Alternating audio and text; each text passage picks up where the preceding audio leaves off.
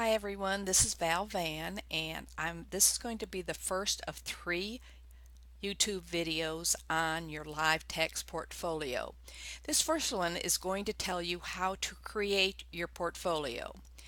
You have purchased it, you have registered it with your username and password, so now you're ready to create it. And the first thing we can do is we go into the LiveText website. And once we are in there, you'll see a login. Just hover your mouse over that and type in your username.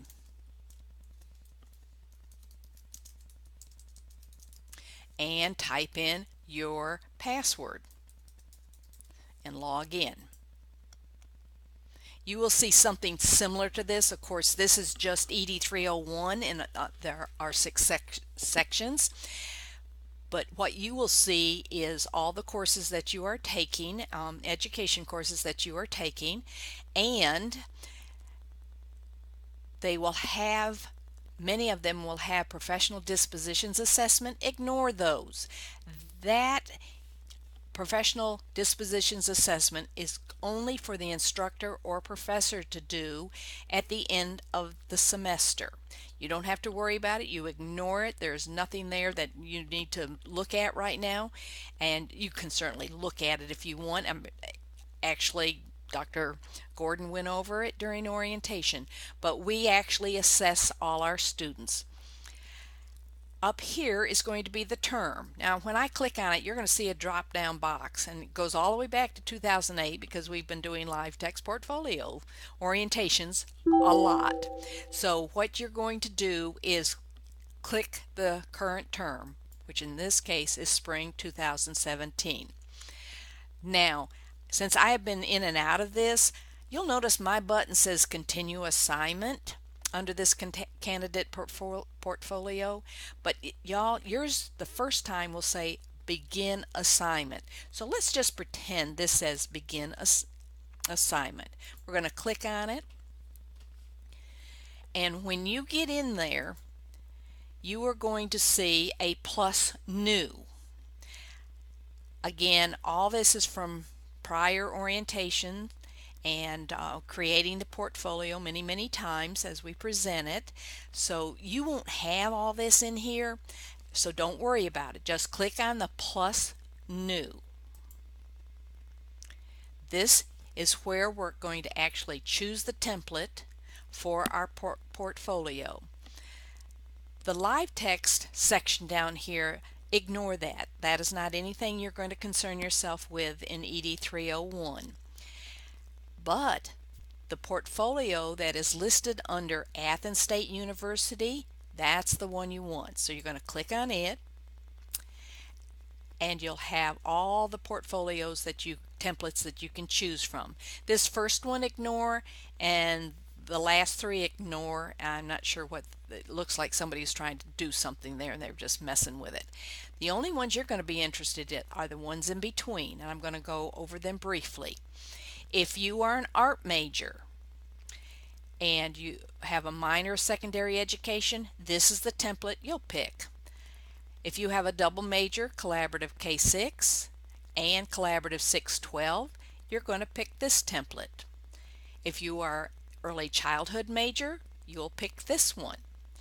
If you are elementary collaborative, you would pick this template. If you are an elementary education major, you'll pick this template. Phys Ed, physical education, you'll pick this one.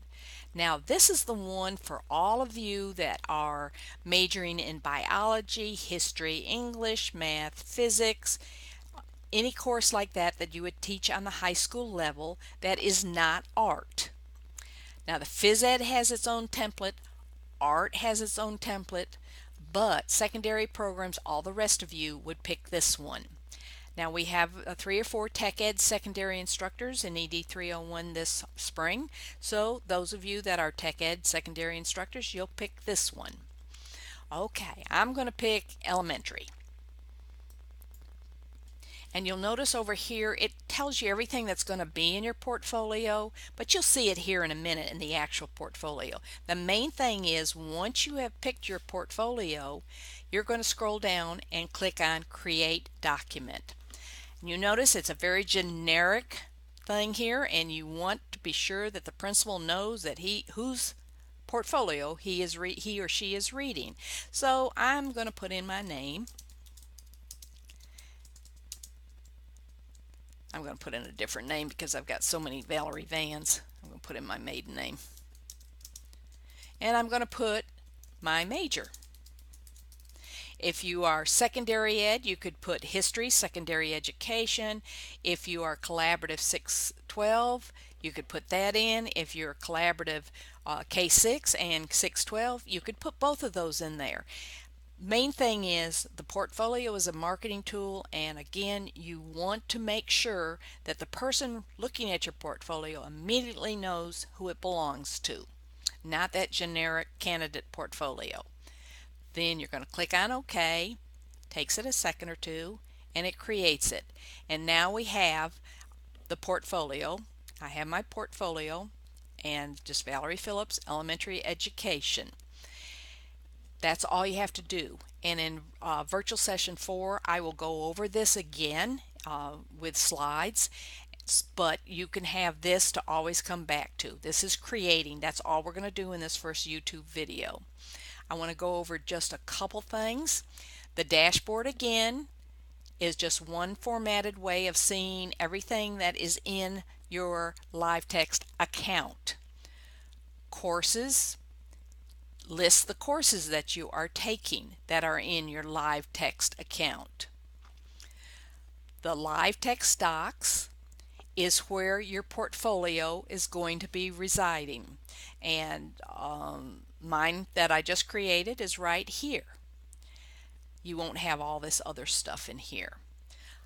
The file manager in orientation, and I'm going to repeat it a number of times, I encourage you every time you do a project, write a paper, do an article critique, develop a Prezi, do your teacher website, put everything in there, and this is where you can upload it. You don't have to put it in your portfolio, but you can put it in your LiveText account. When we actually get to the portfolio, I'll show you how to put your artifacts, which is just really another name for the work that you've created, and your rationales explaining why you picked that. Don't want you to worry about that. This YouTube video is just on how to create it, but I wanted to point out some other things up here. You are going to be mainly dealing with LiveText docs, if not completely, just LiveText docs. Reviews you will use when you have to send it later on down the road to the Teacher Education Program Committee, and that would be your advisor because she or he is the one that's in charge of that. Don't worry about that. This is the one you're going to deal with in ED 301. Forms, community, and tools, you don't ever deal with that, so don't worry about it. Don't even think about it. Mainly LiveText docs. The file manager is for you to upload files that you want to keep in the LiveText cloud, because it'll be there. It'll be there for 5 years, and then after that, if you want to continue to keep your LiveText account, you pay them it's under $30 or about $30, and so it's very inexpensive. And I've seen professors at Athens State that can to this day add their good things that they have done, whether they've written a book or they've contributed to a book, I've written an article for an education manual, they put that in there, so it's always safe, it's always there. But mainly, again, LiveText docs is what you're going to be dealing with. Okay, you're done, you don't want to do any more, and you're ready to go do something else. You're going to log out. Okay, a few days passed. We've had another virtual session, and I've told you how to do your introduction. Or you want to just go in and look at it and play around with it a little bit, but you've left it. It's the same way that you did it the very first time. You log in, you're going to type in your username. You'll get real good at all of this. This is just sort of just getting used to it. And you're going to log in. And now what you're going to do is you can click on continue assignment, and you click on LiveText Docs. You find your portfolio, and it's going to be easy because that's the only one that's in there. So I'm going to pick my portfolio that I just created, and there you are. And in the next virtual session and the next YouTube video, I will tell you how to add your candidate introduction and all that is involved with that. So that's it. You don't have to do anything else with this, and good night. Talk to y'all later.